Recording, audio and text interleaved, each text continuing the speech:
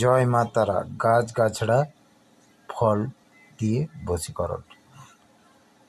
আকন্দ গাছের শিকড় যদি কেউ ডান হাতে ধারণ করতে পারেন শনিবার বা মঙ্গলবার, তাহলে আপনি অনেক শুভ ফল পাবেন।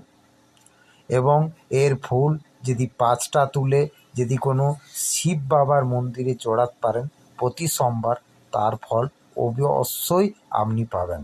কিন্তু বন্ধুগণ, একটা জিনিস মনে রাখবেন, এইটা কিন্তু পুরো শ্বেত আকন্দ গাছের ফুল হতে হবে। আকন্দ গাছ যদি বাড়িতে লাগান সেটাও অনেকটা উপকার আসবে।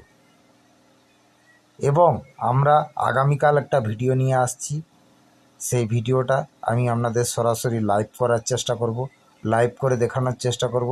চ্যানেলটা সাবস্ক্রাইবার করে রাখবেন এবং একটা লাইক দিবেন এবং ভিডিওটা একটু